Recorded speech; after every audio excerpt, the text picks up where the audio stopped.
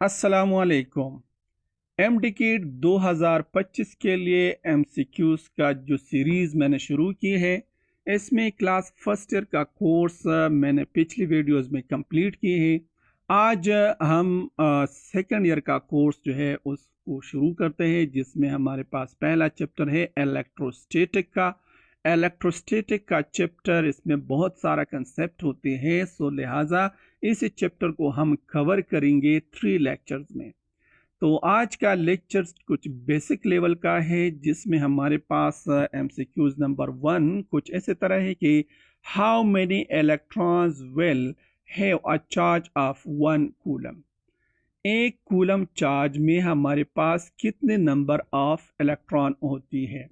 तो number of electrons को find करने के लिए हम यूज करते हैं क्वांटाइजेशन ऑफ चार्ज को, जिसको हम लिखते हैं Q is equal to NE।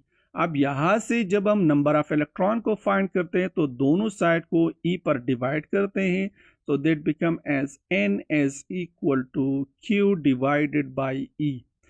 Q हमारे पास है चार्ज, जो कि यहाँ पर है हमारे पास इसकी वैल्यू 1, और E हमारे पास है इलेक्ट्रॉनिक चार्ज यानी चार्ज ऑन इलेक्ट्रॉन, जिसकी वैल्यू हमारे पास है 1.16।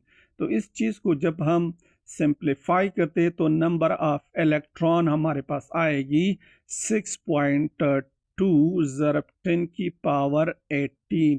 तो एक कूलम चार्ज में हमारे पास नंबर ऑफ इलेक्ट्रॉन होती है 6.2 10 की पावर 18, जो कि है हमारे पास ऑप्शन ए। तो एक कूलम चार्ज में हमारे पास 6.2 10 की पावर 18 इलेक्ट्रॉन होती है। नाउ एमसीक्यूज नंबर 2 हमारे पास कुछ ऐसे तरह है कि if silk is rubbed with glass then, option A है silk will acquire positive charge, glass will acquire negative charge.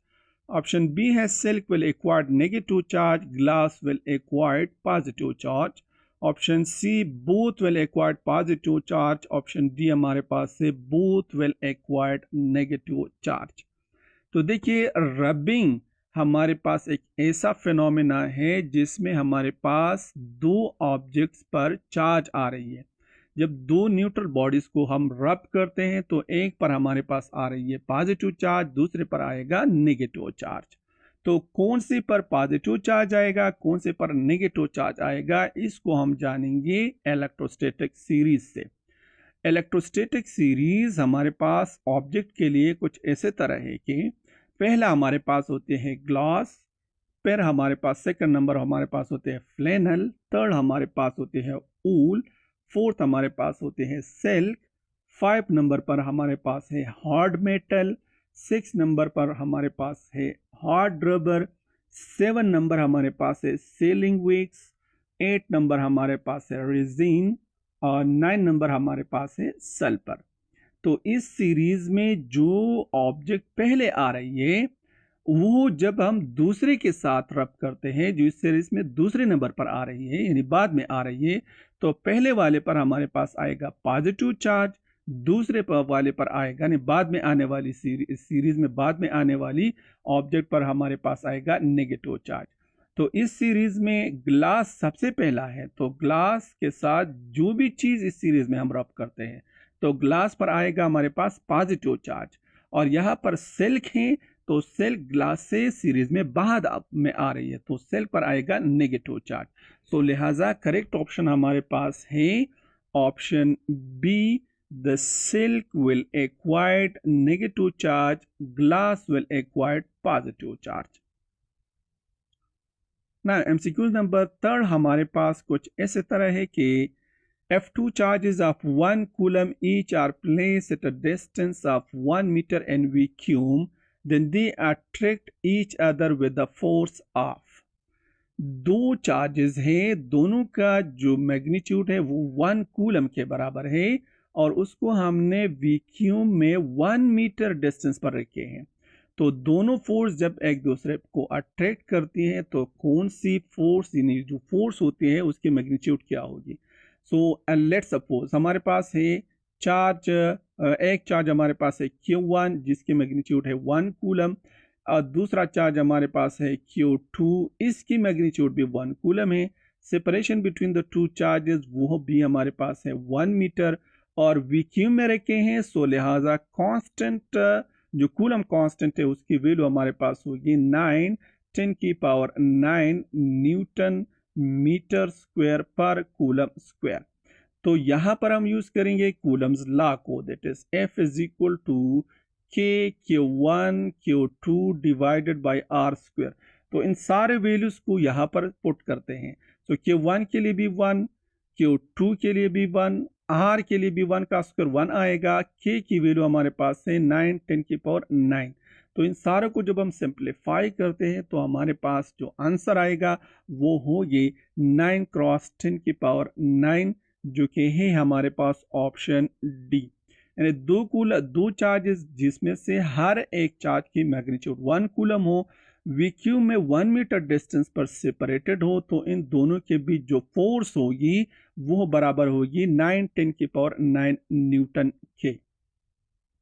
ना एमसीक्यूज नंबर 4 हमारे पास कुछ ऐसे तरह है कि two charges of magnitude Q1 and Q2 are separated by distance R. The force of interaction between them is given by the Coulomb's law. F is equal to K Q1 Q2 by R square. Then F divided by Q1 will be, F divided by Q1 हमारे पास क्या होगी? तो याद रखिए ये है हमारे पास force, और Q1 एक चार्ज पर लग रही है, तो फोर्स पर यूनिट चार्ज हमारे पास होती है इलेक्ट्रिक फील्ड इंटेंसिटी। तो ऑप्शन में यहां पर गिवन है the force on Q1, option B the force on Q2। तो याद रखिए फोर्स ऑन Q1 इसको भी हम मालूम करेंगे कूलम्स लॉ से, इस एक्सप्रेशन से। फोर्स ऑन Q2 इसको भी हम इस एक्सप्रेशन से फाइंड करेंगे, option C electric field intensity of Q2। तो यहां पर देखिए अगर ये हमारे पास कोई चार्ज है जिसकी वैल्यू है Q, एक यहाँ पर इसकी चार्ज, इस चार्ज की इलेक्ट्रिक फील्ड में हमने एक चार्ज रखा है Q0। तो ये इस Q चार्ज को हम मानेंगे कि ये सोर्स चार्ज है, और Q0 हमारे पास टेस्ट चार्ज है। तो Q0 पर कितना फोर्स लगाएगा ये हम फाइंड करते हैं F डिवाइडेड बाई Q0 से। तो F डिवाइडेड बाई Q0 हमें दे रही है electric field intensity of charge Q। तो यहां पर फोर्स लगाएगा कौन सा? Q2 charge. कौन सी चार्ज पर? Q1 चार्ज पर। तो F डिवाइडेड बाई Q1 ये हमारे पास होगी electric field intensity of Q2, जो कि है हमारे पास option C. Now MCQs number 5 हमारे पास कुछ ऐसे तरह है कि the dielectric constant K of an insulator cannot be. Dielectric constant insulator के लिए कौन सा नहीं होता? तो याद रखिए for the case of insulator K are not allowed, यानी K की वैल्यू के लिए हमारे पास ये वैल्यूज अलाउड नहीं होती। नेगेटिव वैल्यूज इंसुलेटर के लिए अलाउड नहीं होती। वो वैल्यूज जो 1 से लेस होते हैं वो भी अलाउड नहीं होती है। जीरो यानी K की वैल्यू जीरो भी इंसुलेटर के लिए नहीं होता। K की वैल्यू हमारे पास इन्फिनिटी भी नहीं होता इंसुलेटर में के केस में। तो इन चारों में से जो नॉट अलाउड वैल्यूज है वो हमारे पास है ऑप्शन डी इन्फिनिटी। इन्फिनिटी हमारे पास dielectric constant for an insulator ये अलाउड नहीं है ना। एमसीक्यूज नंबर 6 हमारे पास कुछ ऐसे तरह है कि two charges each of magnitude Q are separated by a distance R and vacuum exert a force on each other. If these charges are then placed in water without changing the distance in magnitude, then the force between them is. कहते हैं कि दो charges है हमारे पास, एक की magnitude अगर हम मानते हैं Q है, दूसरी चार्ज की मैग्नीट्यूड वो भी Q है, दोनों के बीच जो सेपरेशन है वो हमारे पास है R, और इन दोनों चार्जेस को हमने रखा है वैक्यूम में। सो इसको हमने रखा है वैक्यूम में।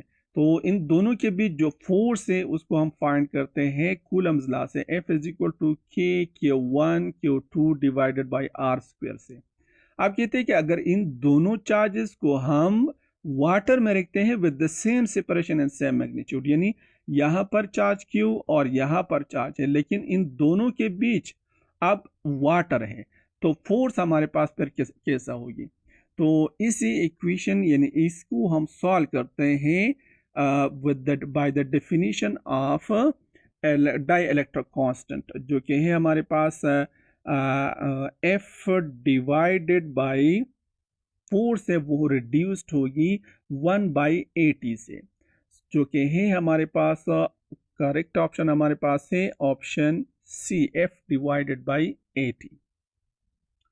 ना MCQs नंबर 7 हमारे पास कुछ ऐसे तरह है कि which of the following statement is not true for both electrostatic force and gravitational force। Option A है हमारे पास both the force are central force. Central force का मतलब यही होता है कि जो दोनों फोर्सेस है, जो फोर्स है वो एक्ट कर रही है along the line joining the centre of two bodies. तो इलेक्ट्रोस्टैटिक फोर्स और ग्रेविटेशनल फोर्स दोनों हमारे पास सेंट्रल फोर्स होती है।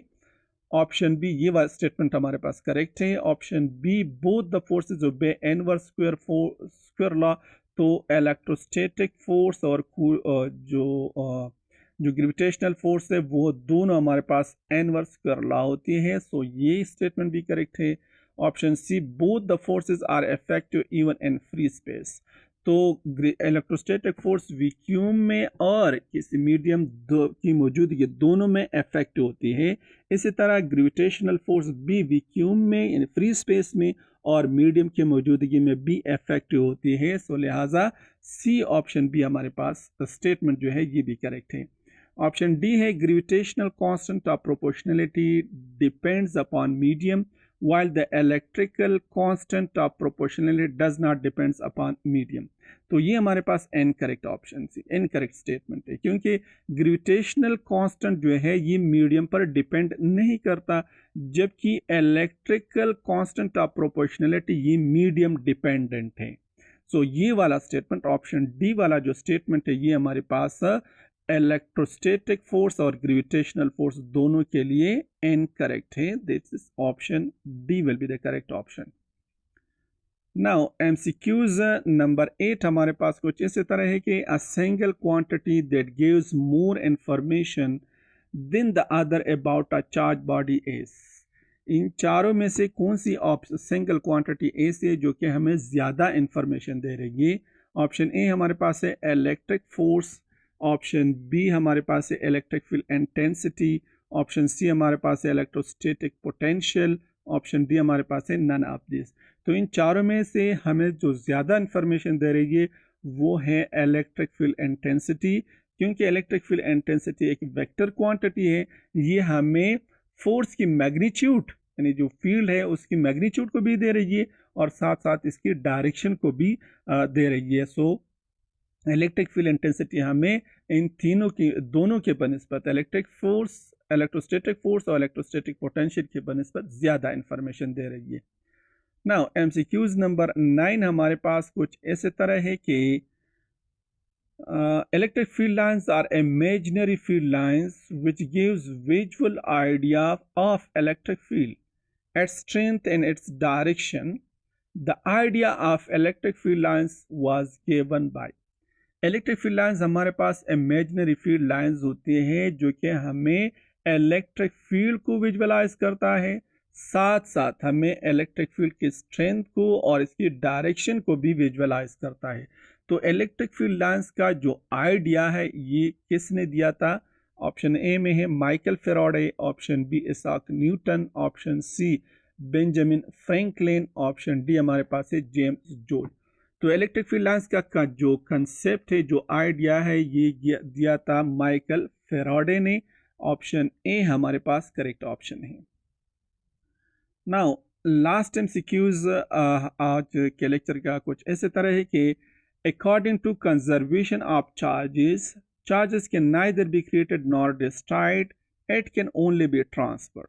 For which type of charges this law is valid. कहते हैं कंजर्वेशन ऑफ चार्जेस हमारे पास इसकी स्टेटमेंट कुछ ऐसे तरह होती है कि चार्ज को ना हम क्रिएट कर सकते हैं ना डिस्ट्रॉय करते हैं। हाँ, चार्जेस को हम ट्रांसफ़र कर सकते हैं। तो ये कंजर्वेशन ऑफ चार्ज का जो लॉ है ये कौन सी लॉ के लिए वैलिड है? ऑप्शन ए हमारे पास है for isolated charges, option C हमारे पास है for individual charges, option C for net charges on a body, option D हमारे पास है बोथ ए एंड बी। तो याद रखिए कंजर्वेशन ऑफ चार्जेस हमारे पास आइसोलेटेड चार्जेस के लिए है, and also this conservation of charge is for individual charge. This conservation of charge is not valid for net charges on a body. So correct option हमारे पास है option D, both A and B. ये थे electrostatic से basic level के कुछ 10 MCQs। अगले lecture में हम थोड़े से एक्सटेंडेड लेवल के MCQs इसी चैप्टर से डिस्कस करेंगे।